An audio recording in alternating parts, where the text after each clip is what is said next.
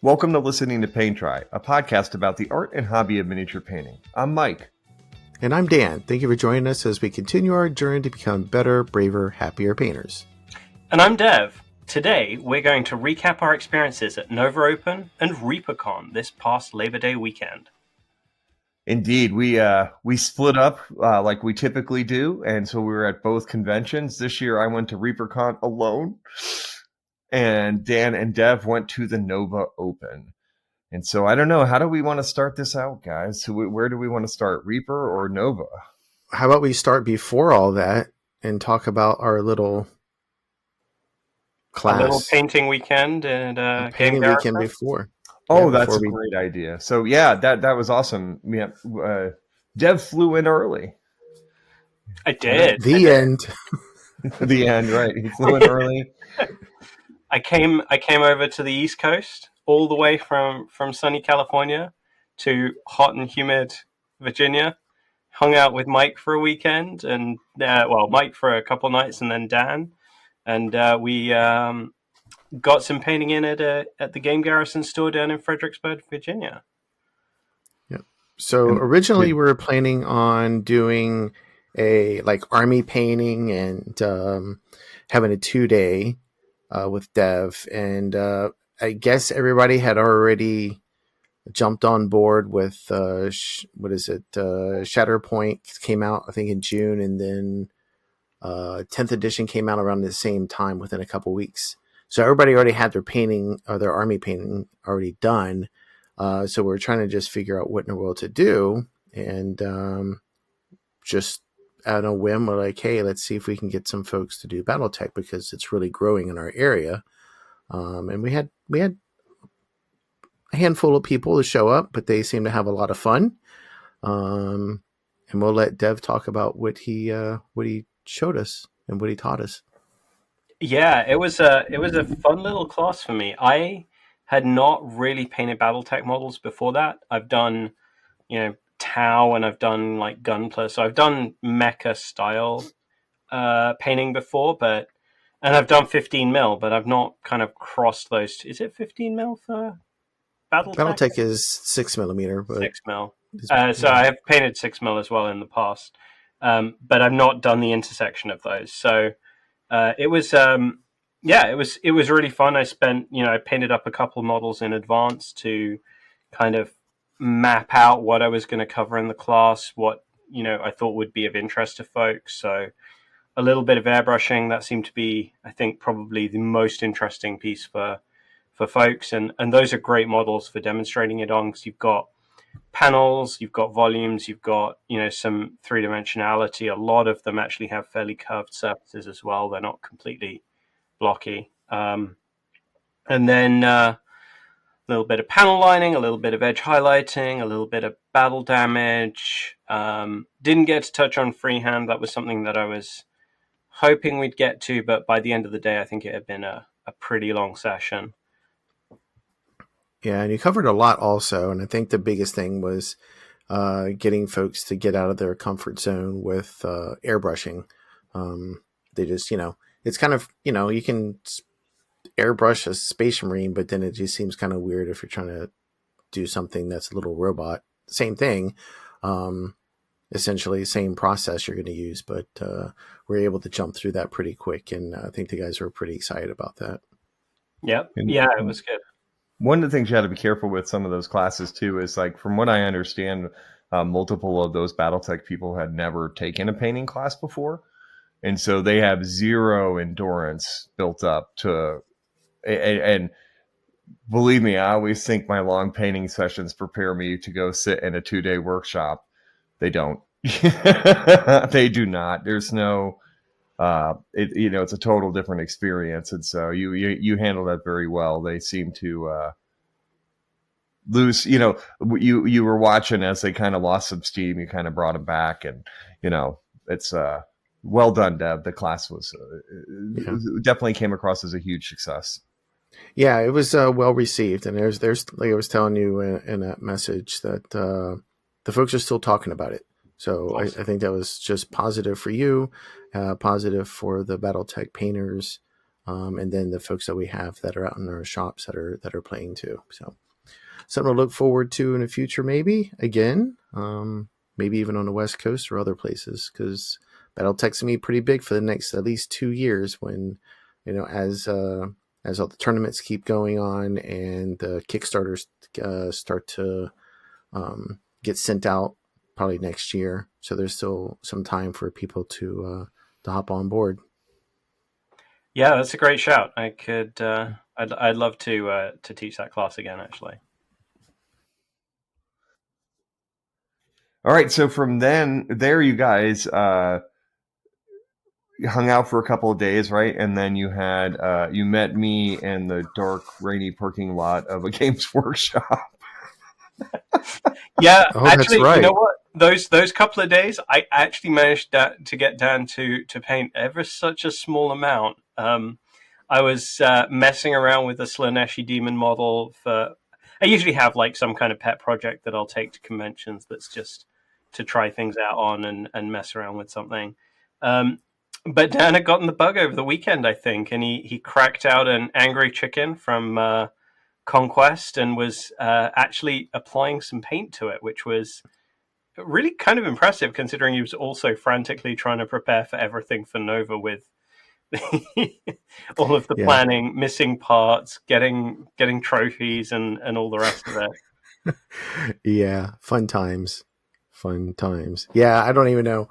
I don't know how if I want to even talk about like all the background stuff because there's just so much there. Running any kind of show or competition. I don't know how in the world you do it with your IPMS folks on the West Coast, but I can't imagine running an entire show on that. A lot of delegating and convincing myself that I'm never going to do it again. I'm not doing it again. There's a show coordinator for next year. I'm not doing it next year. And say, Dan, if we go into all that background stuff, you're going to have to go lay down on your couch and talk to us. I'll need another one of these things, and it wasn't like it was bad. Yeah. I don't know if we do another show about that or we actually touch on it. Let's just talk about the shows as we experience them, and then I guess I can talk a little bit about some of the background and feelings and that sort, because it was kind of different for us. Actually, both of us, I think, had different experiences than we've had in the past, one way or another. Yeah. Well, I guess we'll kick off then, since let's see, Dev and I had to meet Mike because I forgot what we were picking up, but we had to pick piece for Prince's for the mental health charity painters auction. So Mike was just a couple minutes down the road, and so we just decided to just pull off and on our way to the most confusing directions into DC. It's not like driving into Crystal City where it's just Route 1 and you're right there, because I've been doing that shit for decades. But this was going into DC and like kind of circumventing it a little bit. So I've never driven that direction without going like directly like 14th or something like that. So that was, I'm not going to say unnerving, but it wasn't the most joyous ride. It looked nice. It was really cool. It was pretty out there. I just couldn't believe how much traffic it was to get actually to the hotel itself. I dropped Dev off, or he jumped out of the car so that he can take care of some business with his civilian job, while I try to go inside and get things started and unpacked and find parking, which was a major challenge also for a lot of people. I didn't seem to have that much trouble once I got in there. I think the weekend was probably the worst for the traffic. So that was travel in starting day one. Yeah, I think we should also emphasize it was a whole new venue for Nova, right? It was only my second time at Nova, and the first time I'd just been, just there for the entertainment a couple of years ago before the pandemic. But for everybody at Nova, this was like kind of like doing it for the first time, because it was a new venue. A lot of stuff had changed. So everything changed. It was, we even just walking in and saying, holy cow, there was a lot of space here, and then realizing that things were set up because we had a team of folks that start. I think Sunday is when they start doing things, and Monday are the pre-packers and deliveries, and then Tuesday and Wednesday are the large deliveries that come in. So we were lucky enough to have Capital Pallet area already packed, or at least situated. But you're in a new place, and all you're doing is using maps or using 3D graphs to figure out where things are going. But when you actually get there, it's a little bit different. But the team that put that together, Owen, the president, he did a fantastic job laying things out, because I don't think we had to change very much on our end at all. And then, the fire marshal has to come in, and they have their rules, and then you have DC unions, because DC is not really part of the union. Is that it? That's all you guys got to say about the Nova, or then we came home. then we came home? Then we came home. We did some setup. The rest of the weekend happened. We came home. That was about all there was. Yeah, that's pretty much it. So I mean, I kind of got back. I'd gone into like my company's office in DC just to catch up with a few folks, and kind of came back a couple hours later, and it felt like there was just like a complete storm of activity came into the Capital Pallet area, which was actually really nicely laid out. Like, it was a good amount of space for showcasing all those models. And it felt like the rest of that day was kind of nonstop. I know we had a few bits of downtime, but getting all of the cabinets set up and everything, we got the glass cleaned. And actually it felt like most of what needed to be done was done that first day. And that was, what was that? That was Tuesday, right? That was Tuesday, yeah. And we did. We actually stopped a little early, like even, let's see, I can't remember what we did for dinner that night. But we kind of stopped. We're like, hey, if we do any more, we're going to have everything set up. So let's just at least leave a little bit for Wednesday, because Wednesday is when the vendors start coming in, and we do our finalized setups, and then we start to practice and get things set up for the for intake of our entries. Yep. And what did we do for dinner that night? You actually sent me a picture of it. I can't even remember what it was. It was something local, obviously. No, I think dinner that night, we were in the staff room. We had pizza. Oh, you know what? I think you're right. Oh, maybe it was Wednesday night that you sent me the picture. I think it was Wednesday night. What did we do Wednesday night? I don't remember anymore. I had the banana leaves thing with Eric and David. So we went to the banana leaves around the corner. And I think we might have done that on Wednesday. I'm not sure.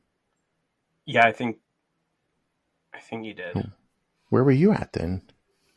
So Wednesday for lunch, I met up with Kat Jackson of CK Studios. There you go. That's right. Okay. Two of us hit up a place called Henry's Soul Food Cafe, which was a few blocks from the hotel, and it's incredible. Like, legit soul food, portions that you just cannot finish, and it was delicious. It was all delicious.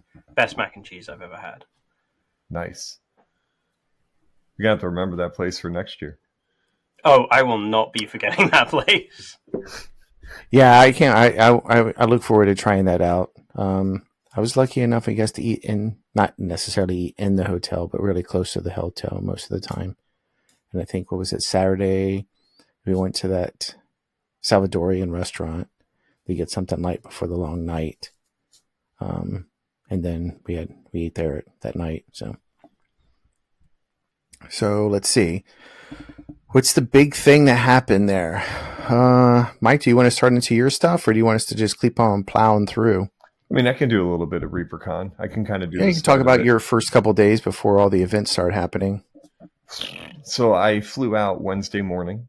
Almost turned around and went home after a run-in with TSA, which I'm sure people saw, where they decided that my case was necessary to shake upside down. Yes, that was the most talked about event in probably Nova and ReaperCon this year. Yeah. You know, it's interesting. It's one of those ones that I sent that out hot like 5 minutes after it happened because I didn't know what to do. Like I was so just looking at the case. I'm like, do I try to fix these in the airport and before I put them in the overhead bin, or do I just throw it in the overhead bin and see what happens to, you know? I wish I wouldn't have sent the picture because a lot of my con was talking about that because people were approaching me about it. And so I was trying to put it past me to enjoy the convention. And I did. I mean, I was able to, and I understood that that was a product of my post and people's wonderful sympathies. And I really appreciate the kind words and such that people have, you know, 9 pieces brought, 9 pieces broke. I was able to salvage one of them for contest wise. Fortunately, over half the pieces were for display for my table. Unfortunately, one of them was Quicksilver, which was one of my favorite pieces I've ever done. And he just won't stay together. I got him glued. As long as he wasn't moved, everything was fine. But once somebody tried to pick him up or something, yeah, he just fell right back off the stand. So such as life, I'll try to figure something out to fix that permanently. But no, thank you to all those who sent well wishes about it. I appreciate it. I know a lot of people's nightmare is that happening. What are you gonna do? I'm filing a claim. We'll see what happens. They have 6 months to investigate, so I'm sure I'll hear in 5 months and 29 days what happened. But after that, it was all, I mean, pretty good. I got there, helped set up a little bit, and went to lunch with a lot of the Reaper people, and Bryce Kokenauer, who has also been a guest on the show. And I mean, it was pretty simple. I basically had my room to myself that night too, so I spent most of that trying to do some repairs, and see if I could save some other pieces. That was kind of that was my Wednesday. And then, you know, Thursday starts the convention. Well, we had the meet and greet dinner. So I got to hang out with, some of the podcast fam we have, like Ray and Julie, and then, the Herreras, and they brought their son, with them to the convention, which was fun too. So like, it was good to be able to hang out with a bunch of people, right at the get-go. The only problem was, I got to tell you, and this is one I'm not even shy about telling Reaper, good God, that food was bad. Oh my God. It was like the thing started at like 5 or 6 o'clock, and the food had been cooked and thrown into sternos that hadn't been turned on at like 3:30. And so like one of my worst food things ever, like I can't stand cold hot dogs. Like, makes me nauseous, like even just thinking about cold hot dogs. Anyways, I'm the guy who will like reach on a grill and like eat the hot dog straight off the grill. Don't care if it's gonna burn my mouth. But anyway, so yeah, that the food was for the meet and greet was not good. Which is, I'm glad I had a huge lunch. So there wasn't much of that.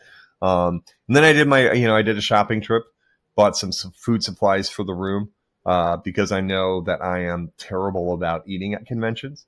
And so that might be a strategy for people. Like I just went, I bought a pound of turkey, a loaf of bread, stole some mayonnaise packets from somewhere, and some ramen soup cups and some sodas and a couple of chip things. And I was able to, because I knew like one of the days I have back-to-back classes. So I basically I packed my lunch for that day. You know, I even think one night I had turkey sandwiches and ramen for dinner.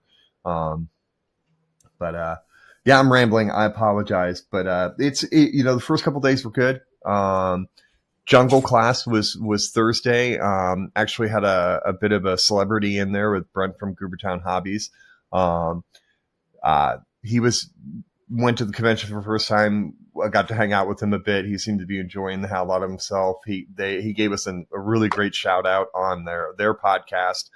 And so right back at you, Brent. It was really enjoyable to hang with you. The interesting thing though is in the class, somebody started going off about how awful YouTubers were. And I'm sitting, I'm snickering, and I'm listening, but I'm kind of like glancing at Brent a little bit, and he's laughing too, you know, because there's no two internet personalities are the same, and so it was funny to listen to this person going off about how awful YouTubers were.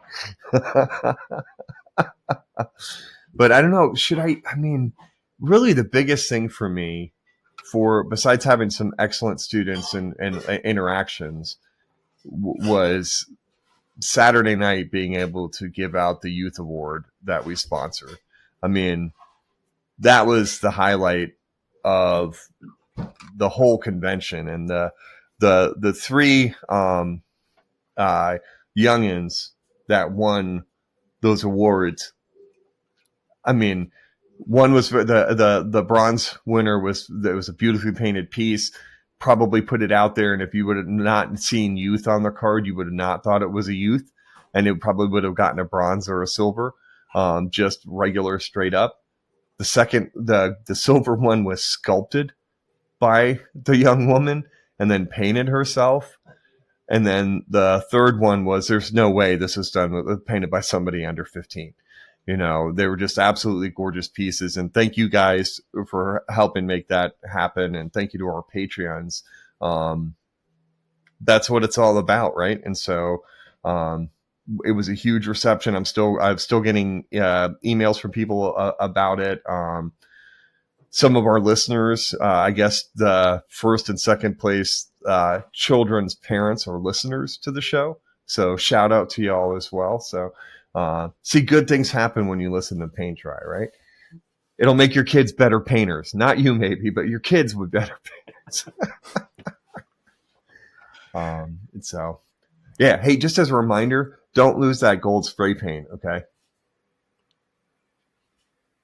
You already lost it, didn't you? No, I got it. No, I got it. All right, cool. That's some good shit. I really Yeah. like that paint, man. That That's gold really paint good. is awesome. Yeah, that's pretty solid. That came out pretty well. Yeah, the gold is good. Was really good. The bronze was pretty good. I actually don't mind that paint. The silver, I gotta find a better paint for the silver. It just was too flaky. I think what you want is a chrome paint for the silver. That's probably you're probably right. Yeah. I mean, because that gold is basically just a yellow chrome. It is so smooth and shiny. Mm-hmm. Yeah, almost like an Oscar, but better than an Oscar. Definitely. Let's see. We need to figure out a name for them, though. Like I just call it the them monsters. So, yeah. I mean, I just called them, when I gave the presentation, I just said, and the winner of the bronze shiny ogre and the silver shiny ogre. Oh, so you're going with ogre? Could be monster. It's kind of is, because, you know, like if you really look at it, he's wearing like overalls and he's got muscles and stuff. Mm-hmm. So it could be an ogre. We just have to paint him green instead of gold, but something to play with. Ogres are green? I mean, I guess Shrek is. But yeah, because that's what I'm basing all my ogres off of. Just Shrek. Dan has one point of knowledge and point of reference of ogres, and it is Shrek. Hey, now you are a rock star, so. Oh, too soon. Oh, yeah, I know. That's tragic. Gosh, darn it. One of the best conversations I had with you guys got to meet Luis, the sculptor of the trophy. I had the guy who printed the trophies from Gilded Lion Miniatures. Shout out to them. They did an amazing job. But one of the best conversations was debating with Luis about whether it was a Metroid style cannon or a Mega Man style cannon. Oh, I totally assumed it was Metroid. A Metroid all the way. No, it's Mega Man. It Metroid looks more is rounded. Mega Man to me. Yeah, it looks more Mega Man to me, but it is definitely a Mega Man style cannon. And that was, I had to actually, because Luis was leaning towards Metroid, and I'm like, all right, who's paying you for this? I'm like, I want Mega Man. I'm looking at the logo right now on the header of the page, and it's totally Metroid. I don't know what you guys. They're pretty darn close. They're really, really close. I think one is like integrated, and the other one is like a glove. I think. Well, it's more that the Mega Man one has kind of that hooked thing at the elbow, whereas the Metroid one is smoother and rounder. Okay. Yeah, like they're putting it in. If you say so. All right. Anyways, and the other huge bonus is this, and I'm totally taking credit for it. So in the award ceremony, I gave a shout out to 3D Printing Samurai, who did did the sculpt, and then Gilded Lion, who printed the miniatures. And he's like, I had like a $200 sales boost on Sunday. Totally taking credit for it, even if it's not justified. We drive business. So if sponsors are out there listening, if we say your name, you get a $200 push. At least a minimum. We're guaranteeing a minimum. And if not, Mike will pay the difference. No. I'm one of the two of us that work for the government. No.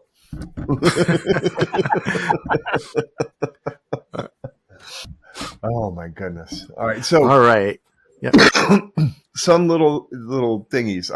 There were over 100 youth entries at ReaperCon. I don't have the exact number. Holy shit, man. Wow. Dude, it was 2 jam-packed spreadsheet pages.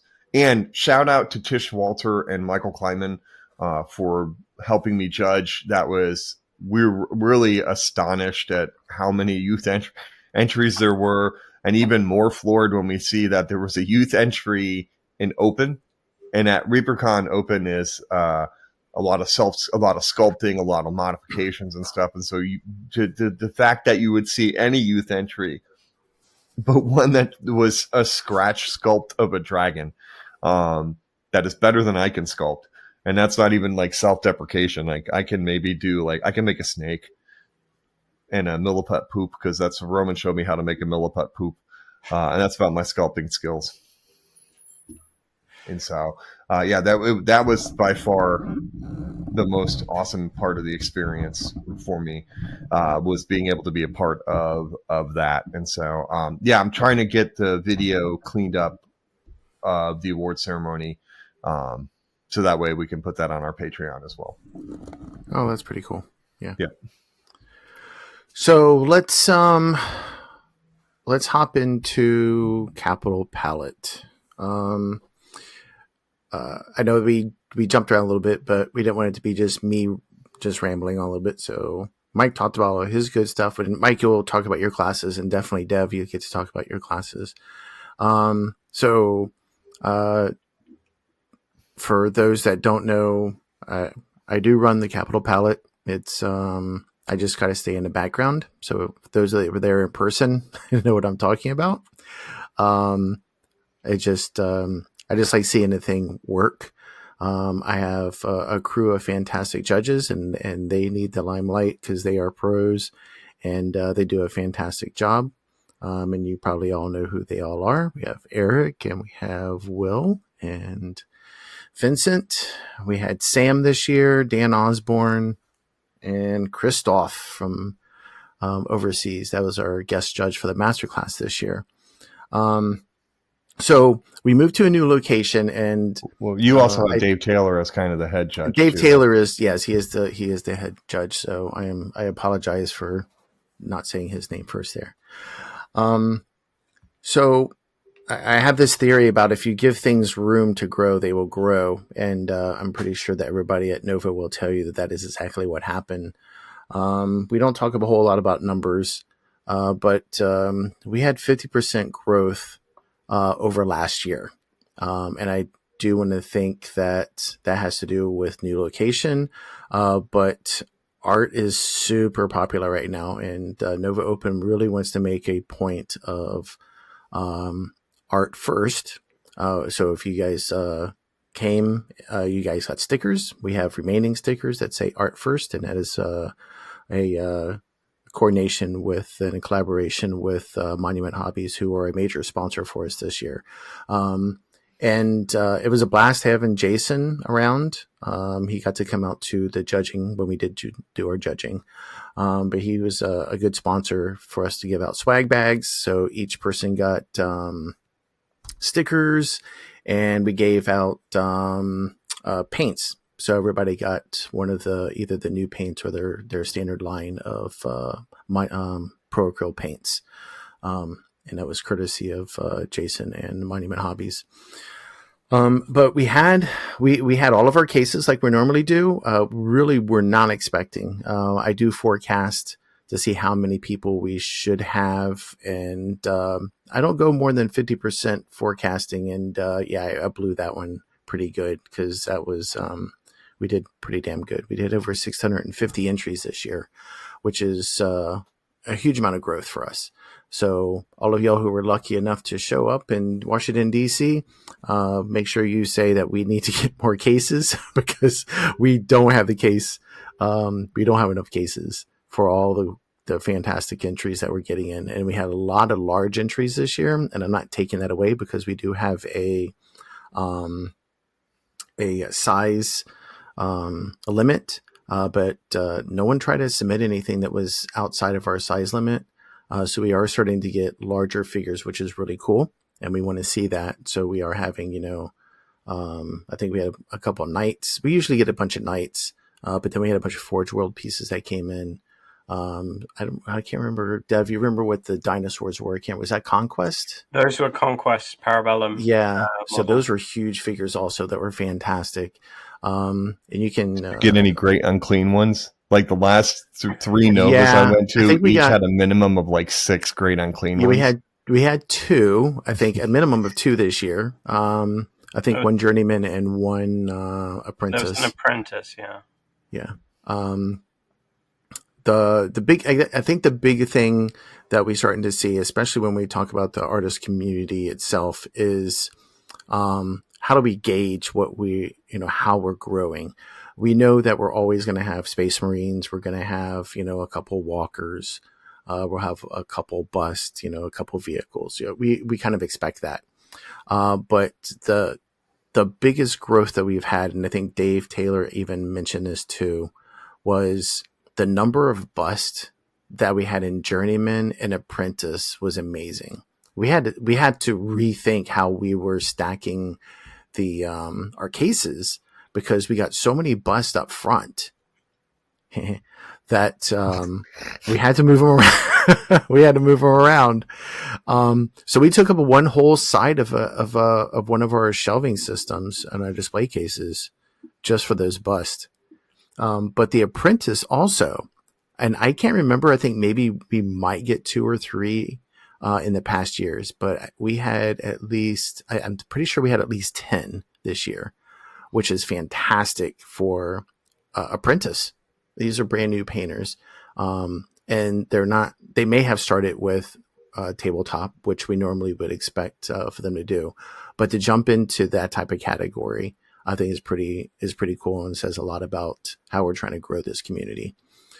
So that was pretty amazing. Just so many figures, so many. Yeah. it still boggles my mind how much that we have. So we are looking for new cases because we really need to get those, so that we can have more folks come in, especially, I had a lot of time to talk to other artists and I spent a lot of time with Christoph, talking about Monty and Contrast over in Poland. And that was kind of cool to exchange ideas and to talk about like what he's seeing over in Europe and how the miniature community is growing over there also. So we expect more folks to show up. We're hoping that we can continue to get some great sponsorships to have to draw in more artists and to show that we appreciate what they do and we enjoy this hobby because it's more than just playing games. And this is something I believe is mind, body, and soul kind of thing when you're dealing with arts. If it's music, if you listen to the podcast, if you listen to our podcast, the Patreon one that you have to pay for, I talk about music a little bit more. Yeah, it was pretty amazing. Couple hiccups, things that we've learned. We always learn. We try to make things a little easier for all the artists to drop off their figures. So every year we'll improve those. So do the surveys if you entered so that you can tell us what kind of things you saw that you would like to see us improve upon. Besides cases, but you can add that in there also. Yeah, that's about it. I don't even know what else I could talk about because there's so much that happened in those 3 or 4 days. The another tidbit was nearly half of all the entries came in on Thursday, which is the first day that we're open. So I do a forecast of how many entries we get in per day, and I try to even that out and to come up with staff. And usually it's on the tail end. We expect traditionally Friday night into Saturday morning, Saturday afternoon for people to show up from coming out of town. And those last minute painters trying to tidy up any pieces that and push those out in the late afternoon. Very few of those on Saturday. Mostly was Saturday morning into the afternoon, but it dried up by late afternoon. We didn't have many. Thursday, though, it was all stinking day, which was the lightest day that I planned for. That was, I'm not going to say stressful, but we wanted to make sure that we got everybody's pieces out. I think the team did a pretty good job getting all of them out. Just wasn't expecting so many people. And I've never seen lines of people with miniatures, which is cool. But at the same time, that's something we're going to work on. We don't want people to be standing in line with all their figures for a while. So maybe there's another way that we can approach that. Given more table space and stuff like that. But operationally, it went pretty well all the way up until the ceremony itself. We need to work on more room because they gave us a good sized room, which is bigger than what we had last year. But we still filled it up, and there was a lot of people that were outside that couldn't hear the ceremonies that were going on. So congrats to all of our winners. You can find those on all of our social media for Nova Open and Capital Palette. You can find all their names. And if you haven't seen, maybe your name is on there also, because there's quite a few people who have not picked up their awards yet. And that's enough talking for me right now, because I'm exhausted. Dev, why don't you tell us about your experience at Nova for your classes? Yeah, so after Wednesday I was still kind of helping out a little bit with the Capital Palette stuff, and then I started moving over to what I was primarily there for, which was teaching painting classes. Thursday, my kind of mentor in the miniature painting side of things, Caleb Wissenbach, had sent up a call for some extra volunteers to help out with some of the Games Workshop classes, and Thursday and Friday. So I didn't have anything else on my Thursday calendar, so I stepped in and helped Caleb and OG Wilhan, West Coast Wilhan, of with their classes for Games Workshop, helping them, clean up and turn around the room between classes. So that was a good chunk of my Thursday, just kind of hopping in and out there and hanging out with a few different folks that I hadn't seen in forever. Got to spend a bit of time with Vince and with Sam Lenz as well, who I've done class stuff with both of them in the past.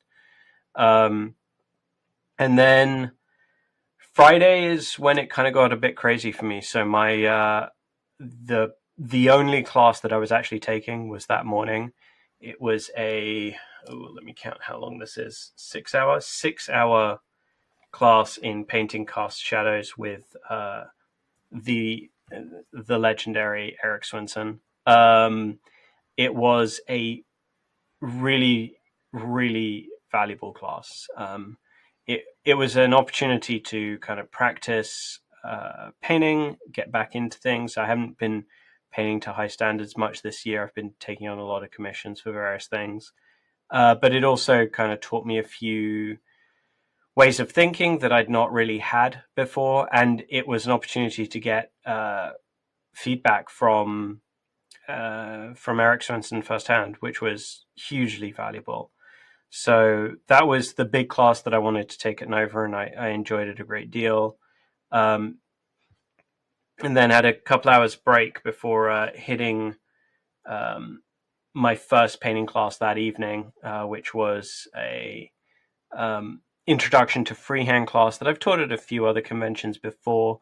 I think this was possibly the most successful instance of this class that I've taught. The students really got it. I changed a couple of things. I made it a little less rigid in structure. But the students really came out with some great stuff. One of my students who was super ambitious with what they were wanting to do didn't get very far during the class itself, but then sought me out later on in the weekend and had progressed it even further, and it was looking fantastic. Really like recreating the source art that he was trying to reproduce, and it looked phenomenal.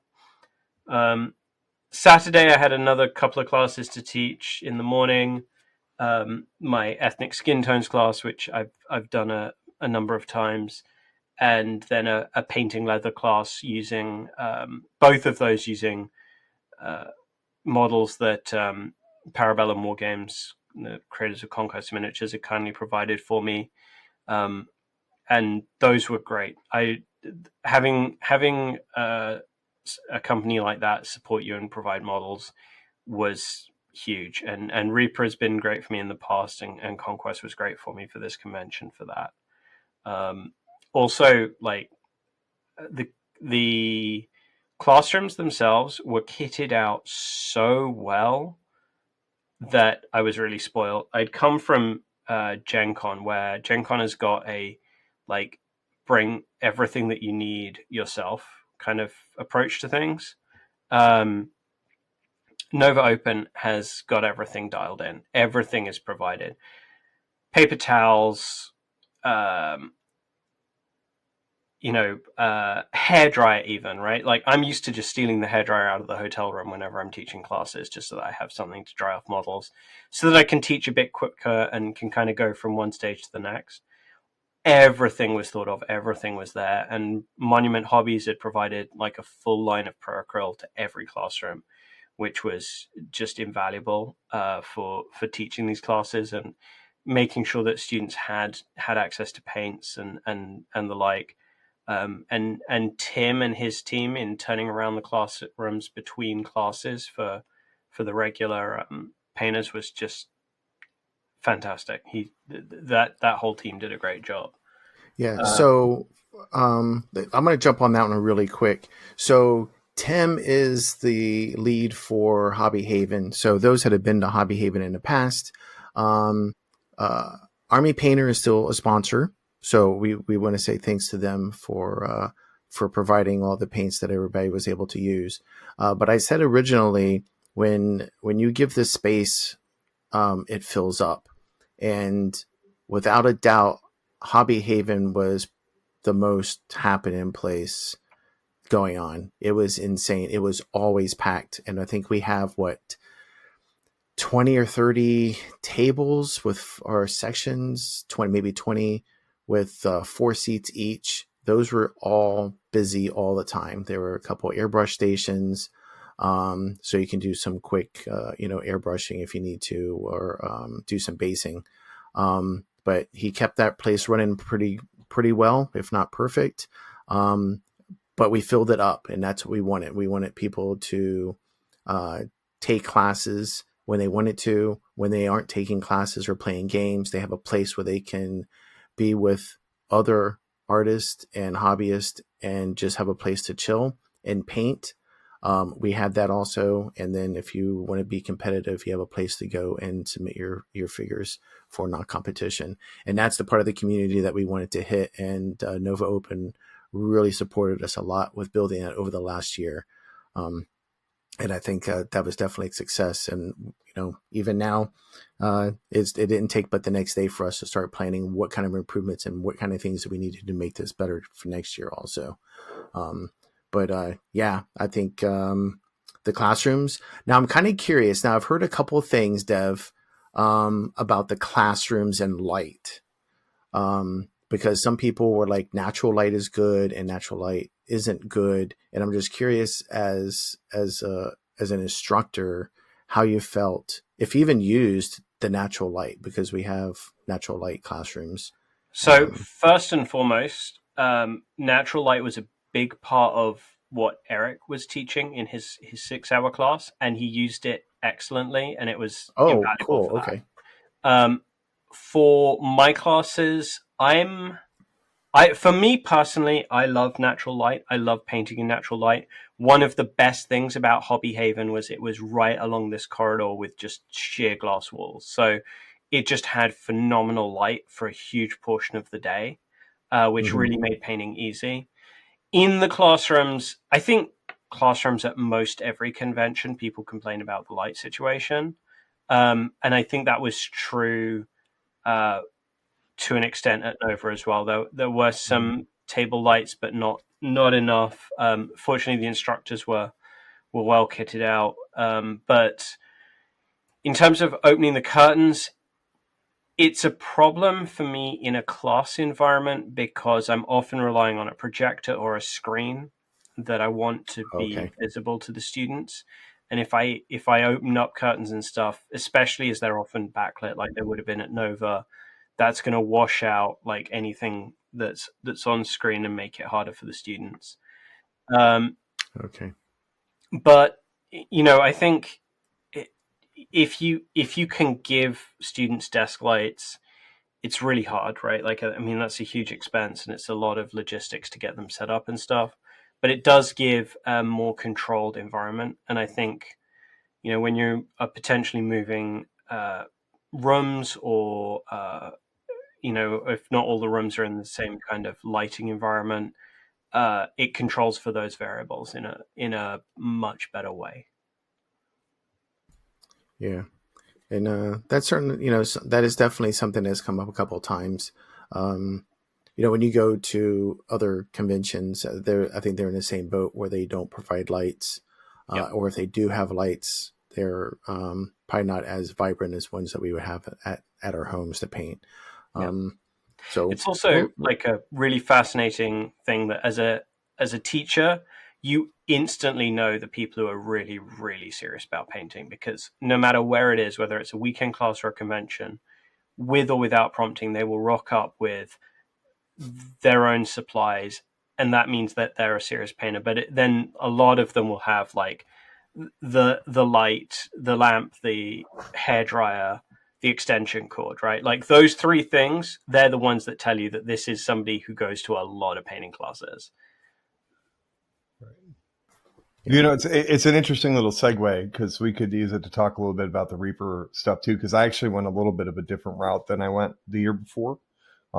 This year I taught the year before I taught 4 basing classes and then five basing classes, and then I was your Vanna White in that airbrush demo. That wasn't supposed to be a demo, but it was a demo with Dev. But this year I did 2 basing, jungle and ruins, and maybe my last ones of basing, because traveling with that tub of basing materials was something else. And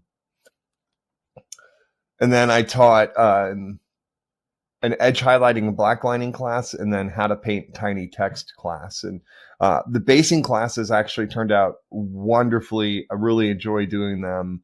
That's what the struggle is. They're a lot of fun to do, but it's a lot of materials to bring with me, and it is something that that's kind of, mostly the materials are kind of out of pocket costs. And for a convention where you don't get paid to teach, but they compensate you for your travel and your hotel room, then it starts being kind of rough when you're going dipping in your own pocket in that sense. Anyways, but the fun thing was both of the basing classes were after lunch, and everybody was really engaged. They had full stomachs and were really into it, and we had a lot of fun. Kind of sped through my presentation just because everybody wanted to get their hands dirty, and then I opened the buffet of basic material. And this year, I was able to have just boxes and boxes of material from 3D prints and stuff that they could all add, and stuff that they could play with, which was very cool. The text and the blacklining edge highlighting class were actually a huge challenge because it's the first time I've ever tried to paint on camera. And at ReaperCon, the way they have the stuff set up, you can't see yourself on the camera. And even when I was trying to use like an X to mark where I was supposed to be on camera, the cameras aren't particularly good. They're hard to pick up some colors. And I made, after talking with a bunch of people about colors for my edge highlighting class, I seem to get, and there's finding out more and more of people who suffer from color deficiencies, visual color deficiencies in our hobby. Actually, it's interesting seeing that on different forums, more and more people talking about how they're impacted by color blindness or various other things. And so I'm asking people what colors I should use, and blue grays was what I kind of landed on. But primed the miniatures black and then painted a dark blue gray over it, and just could never really get it to brighten, no matter how many layers of like the midtone and the first highlight putting on there. So lesson learned. I'm going to use different colors in the future, but the class actually turned out really well. It was one I was most nervous with because I had zero form of a presentation. It was all hand on the screen, demonstrating, etc. So, and I think people kind of got what I was laying down. The tiny text one was fun because I think people were very confused by what I was doing. The first half of the class is done all on a piece of paper, and it's all practicing writing your name, practice writing, creating geometric shapes, and then learning about how much pressure to use on your brush and holding your brush properly, etc. And, you know, a lot of people have that death grip on the ferrule when they want to paint tiny things and didn't realize how much more control they have painting from your wrist instead of your fingers, and such along those lines. And so that was a lot of fun. I saw a lot of light bulbs go off, like that go on when we switched from the paper to the book, and they're kind of like, oh, this makes sense as to why you were doing this. And so I think we might have started off on the curve, but everybody kind of followed along with me, which was good. And I learned, it was fun. I had a bunch of great conversations with the students after the class about what things I could add to it and what they got out of it and stuff. And so the classes went over very, very well. I am really glad that I did not, whatchamacallit, I did not try to do too many. Like last year, I ended up doing 6. This year, I only ended up doing 4. And I tried to stay at my table as much as possible. And I was much better at it this year than in the past. I can't paint at a convention. I have to figure out how to do that. I see all these people sitting at their artist table painting, and I'm diddling my thumbs, going, you know. I have the palette out, I have everything out there, but I can't seem to focus on actually laying paint on a model. You know, I feel like I'm Dan at a convention, you know, like I can't paint ever. Is he even still there? I hear you. So it was cool. I didn't get any painting done at I actually sat either. next to my roommate, Michael Kleiman, and then on the other side was Michelle Farnsworth. So we had Michelle and Michael in a row, which was great. And then on the other side of me, I had a lot of fun busting on chibis because Yeji Kim was sitting next to me. And so it was just constantly, and I know that there was some text back and forth between Kevin and Yeji about my chibi busting. Man, you just have no appreciation for true art. That's what it is. Well, I mean, the guy put it down. One of the guy, people put a model in front of me, and he's like, "Well, you know, I could use some feedback. You know, be raw. You know, tell me what." I said, "Well, first you painted a chibi. That's my first critique." And man, you know, I expect better from a Vampire Hunter D fan. You know. You know, I mean, come on. There's a reason why I like it, because they don't like the anime thing. So that's why you don't see any of that in either Bloodlust or in the original Vampire Hunter movie or any of the manga done. None of that crazy. Yeah, but it doesn't happen. Not in Vampire Hunter D. Ever. But it was just funny like hearing the growls and the I'm texting Dev and sitting next to me. So that was pretty funny. Honestly, I don't paint chibis, but if you want to paint chibis, go for it. Have fun. You know, I don't critique what people paint per se. Except I am starting to subscribe, and I have to totally give credit to this quote from Eric, which is life's too short to paint shitty sculpts. And I can't argue with that. You know, there are a lot of really good sculpts out there, so paint good ones. And there are some better chibis than others. I mean, even in the I was really surprised because I'm not much of a fan of them either. I'm just kind of indifferent. But I think they've come a long way, and I saw quite a few of them. And we didn't get that many of them, but the ones that I did see were really awesome sculpts, and they weren't really like, they were chibis, but they didn't have that feel to them. But they were really good sculpts, and I did like the way that they were painted up stuff. So. ReaperCon's lousy with them because Reaper makes chibis, and also Midnight Heroes was sponsoring an award, which is also a big chibi manufacturer. Bombshell make chibis too? Yeah, the No Bananas today that I did is a Bombshell sculpt. Oh, that's right. That's right. They do such awesome sculpts. I would love to meet those guys some point. They do such good stuff. And you should show up to ReaperCon. They're there every year. Yeah, I know. Or maybe we can get them to Nova because they're not going to let me go anytime soon. You just got to try harder to get yourself fired, man. Maybe if someone. The other thing, I'm just going to throw this out there. Easier. They haven't announced the ReaperCon 2024 date, so I don't know what's up with that. I don't know. I'm not going to look into it very much until we hear dates, but. Right now I got to stick with Nova. I got to, help them out with their stuff until I can get somebody trained up to take over for me.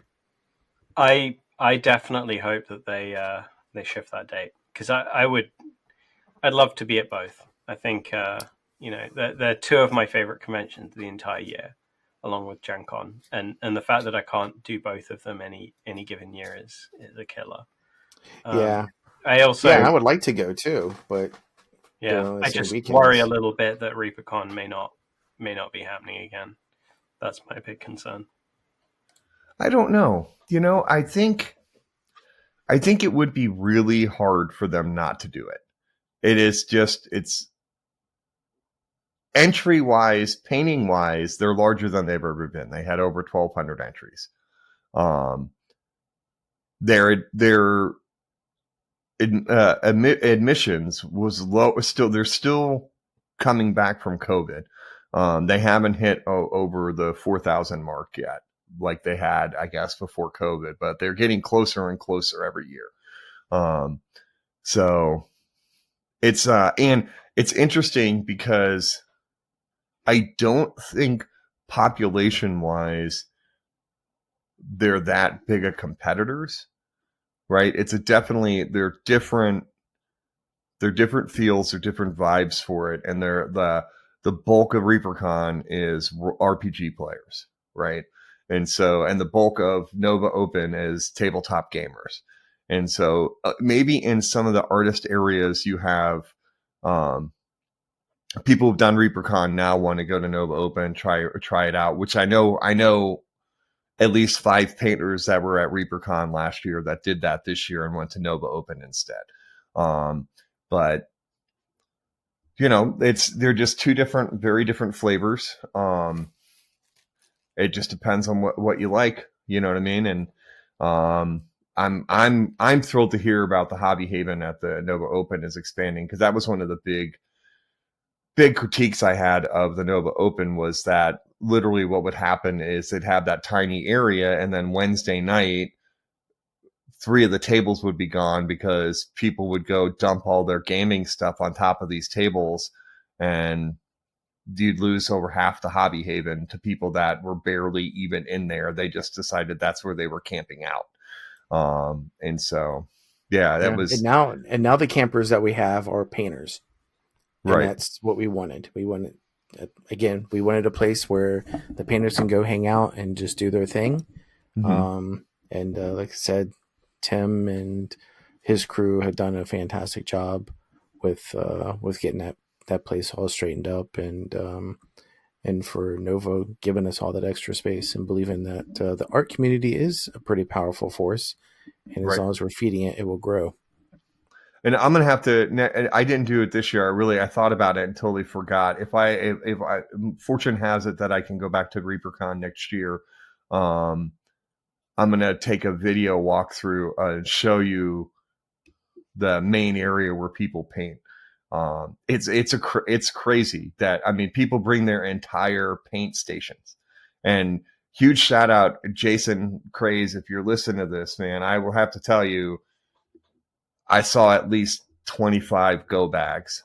Like people love those Evo go bags. Oh, damn it. I still need to order mine. I don't know. I think, one of the things that would be awesome is if 3 fell off the truck from Jason and just showed up at 3 different locations. Yeah, that would be fantastic. Yeah.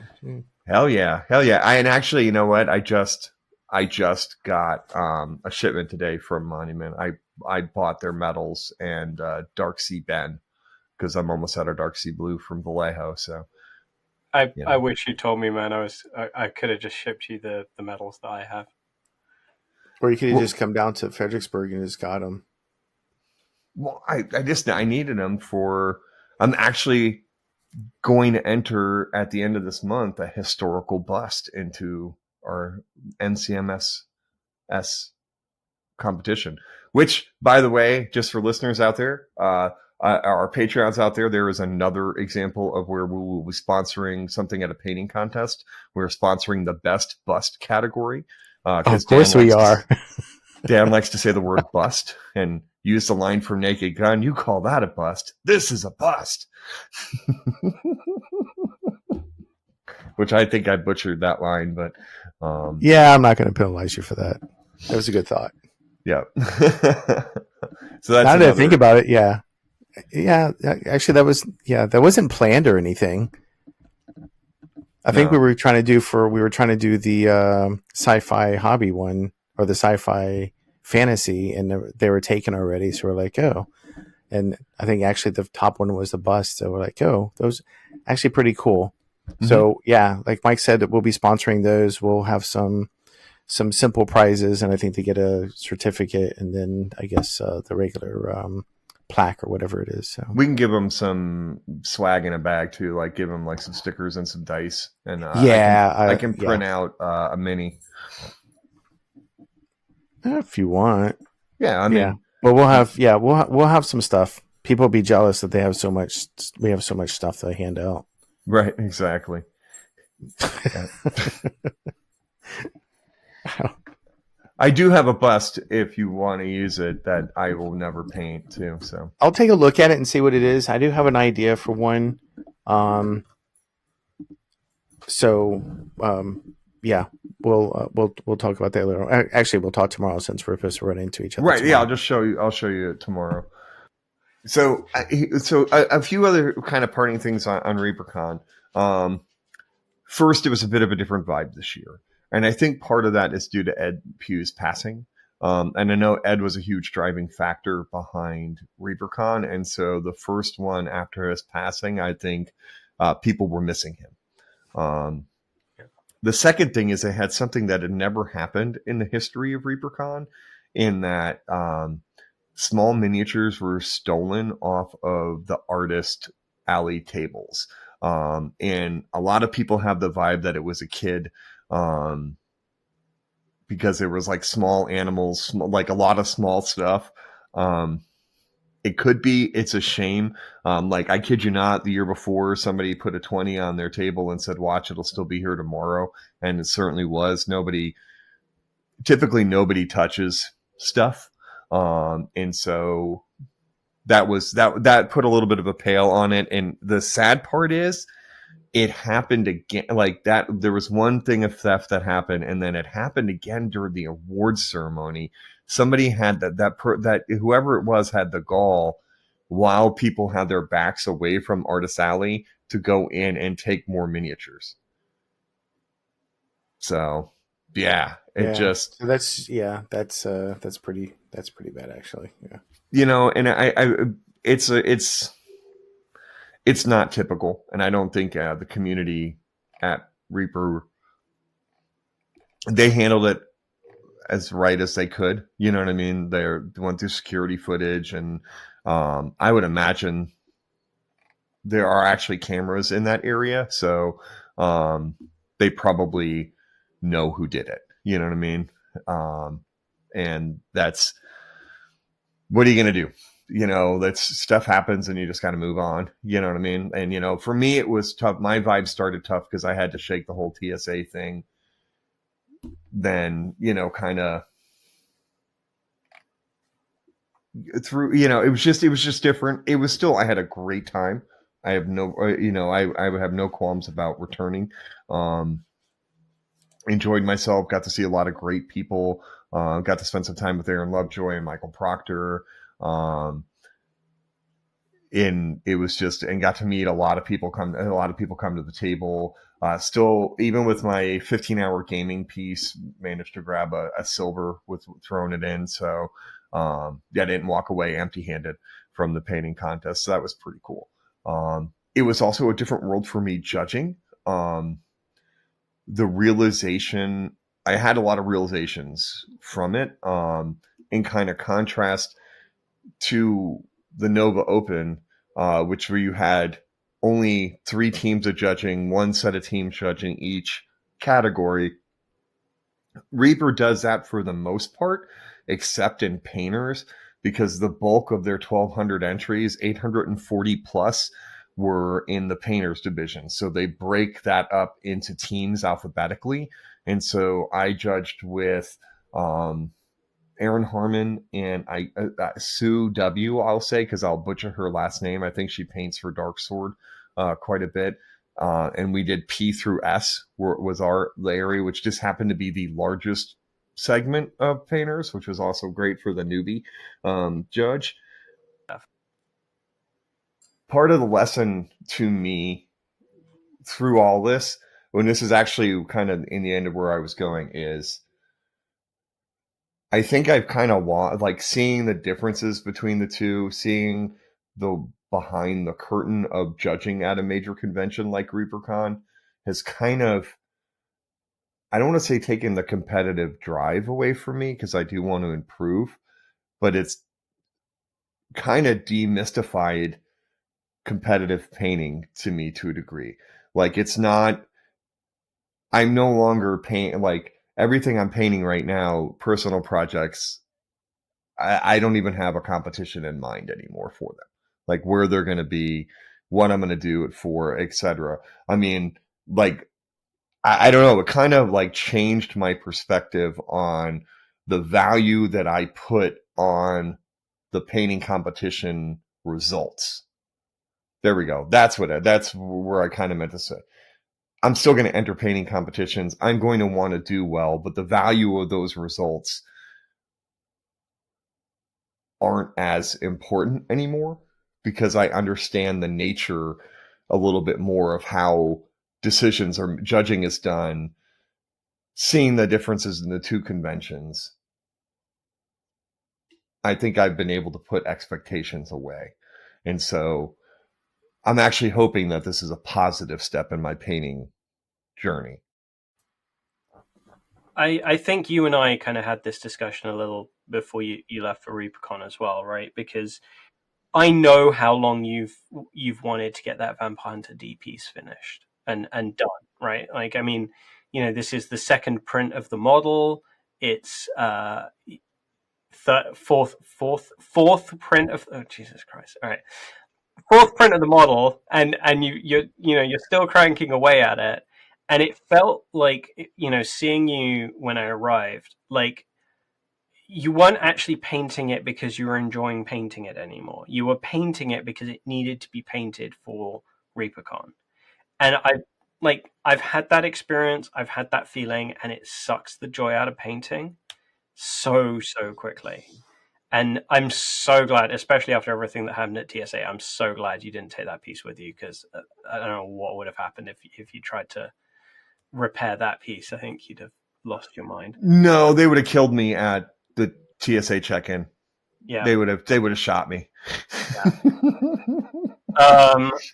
It, trying to find the joy in painting is way more important than trying to find the medal, and I think that can get lost really easily. Mm-hmm. Now we need to get Dan back on the joy painting train, or any painting. He doesn't have to even if he's hate painting. I think we're all in agreement that that painting's supposed to invoke, a stress relief. It's supposed to give you positive emotions and things like that. Where being competitive definitely takes those away, and you really need to find out what is your goal in this. Are you painting because you enjoy the painting, or are you painting because you want medals to put on your wall? I mean, I don't have much more than on ReaperCon. So I had a great time. The youth award was awesome. The classes were amazing. All of the people were amazing. Would I do it again? Of course. I don't know if I will be able to this year or not, given the nature of my schedule and around Labor Day this coming up year. But I may be at the Nova with you guys if that's the case. Wife trip, kids, having 2 kids in college. Oh. We'll see what comes. Yeah, we'll see what comes. Exactly. I desperately hope Reaper happens.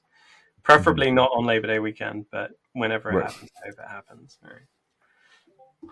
And then looking forward, we got to start planning our trip to Chicago.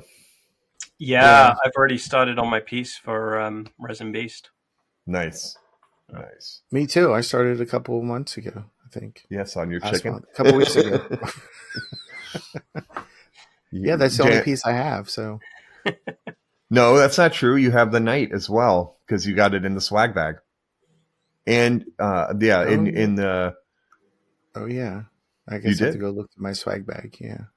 Yeah, I had that realization when I didn't buy any miniatures. So there'll be like 20 of them next year. Well, I didn't buy any. I bought miniatures through Reaper's store for the for my edge highlighting class. I did not for the basing class. I literally took the boxes from Bones and had the realization that I had 3 swag bags. I had 2 ReaperCon and the Adepticon swag bag that I had not touched since returning from those particular conventions. And I'm like, fuck it. I just threw those all in a box, and I brought it and I said, hey, if you want a mini for this class to use as a footprint, go right ahead. And so I was able to get rid of a ton of miniatures that were just never going to get painted. Yeah, exactly. And so any parting thoughts for Nova Open for you guys? It was a lot of fun. It was exhausting. I came back from that so wiped. Yeah, it was. I think working is definitely different than playing. I mean, it was definitely fun. I super enjoyed it. I'm not gonna say there was a different vibe, but there was something different in the air because it was a new place and everything wasn't so centrally located that you really had to go and seek out all the other sections because it's so freaking vast. So that changed the dynamics just a little bit, but we were able to cram more people in there. So that's what we wanted. We want more people to be there so we can grow some more. Yeah, I think I mean that's always the way it is with the convention when it moves locations. You know what I mean? You're going to have that first year of trying to figure out where the hell everything goes. Oh yeah. And so, but even at the Hilton or in the Crystal City, they were split between multiple hotels and people didn't know where the hell to go either. So, well, exactly. I mean, at least it's in one location now. It's just different floors, the size of the hotels. Right. But no, that's great. Congratulations, guys. It sounds like the Capital Palette was a massive success.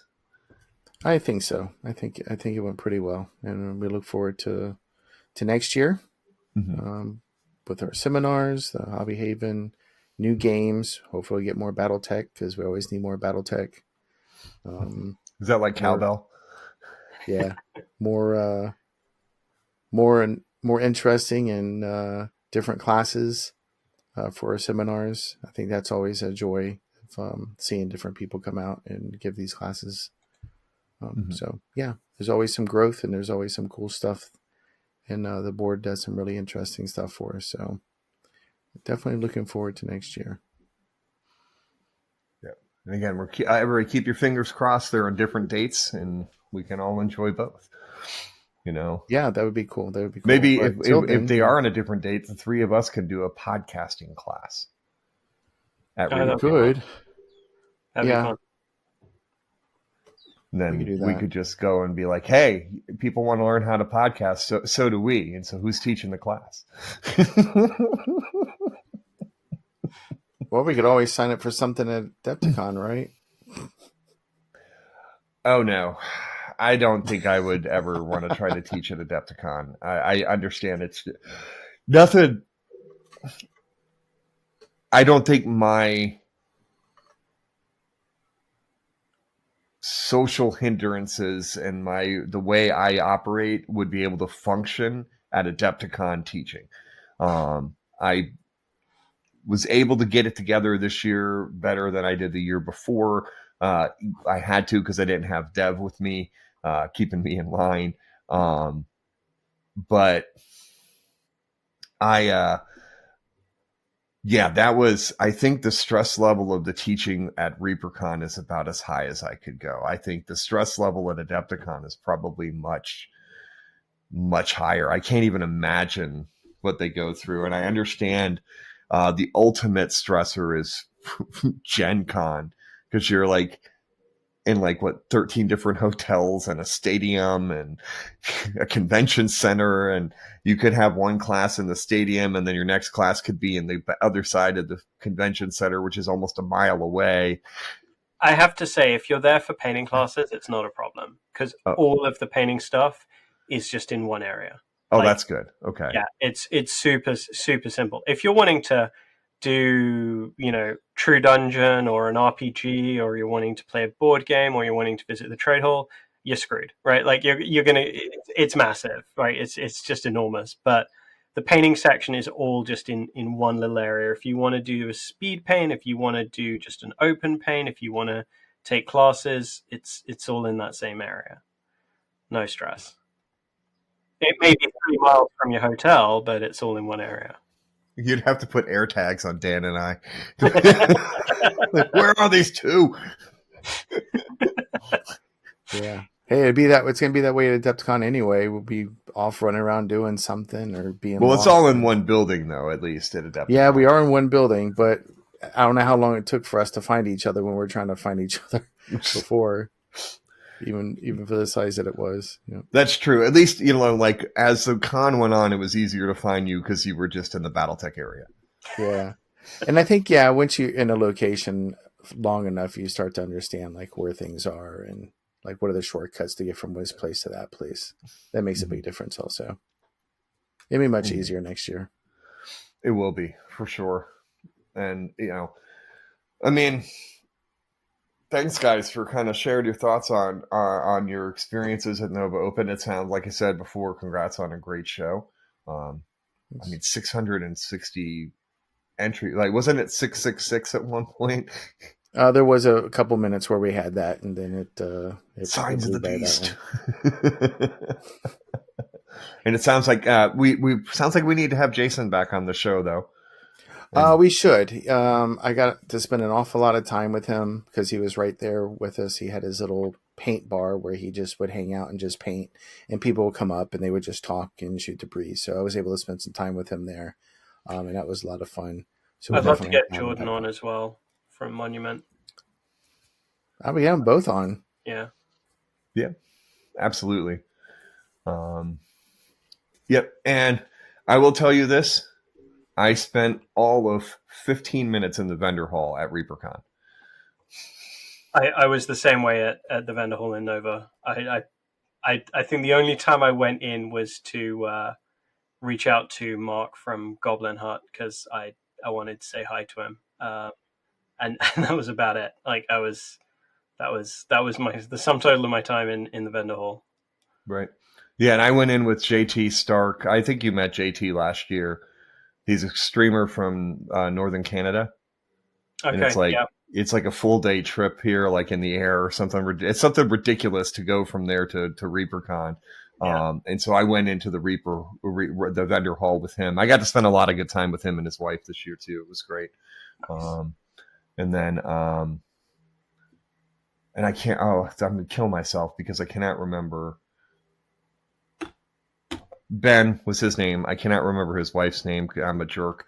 And you know, there were groups that I got to meet next year if ReaperCon, if I am able to go. There's a guy named John from New York, who he and I have gotten into the habit of, instead of saying hello, flicking each other off. It's really kind of funny. I got him amazingly well this time. Like we were in a group talking, and then I had to go in and get ready for a class, and I committed to the door, and I opened it, and I was, oh crap, John, you dropped something, like, and totally committed to the whole, and ran over, and of course it was my middle finger on the floor, and he's like, it took him a minute. He's like, oh fuck. Damn it, he got me.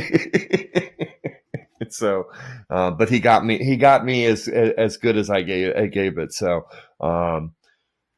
and I think it's he runs Warforged Miniatures or something. I think that's the name of his company. But yeah, it was a wonderful time. And so, you know, if you've never been to ReaperCon or Nova Open, you should do one of them. It'll be awesome. You know, I will say the one thing is to continually learn and keep your mind open on your journey to become a better, braver, happier painter. Solid advice. See ya. Yeah.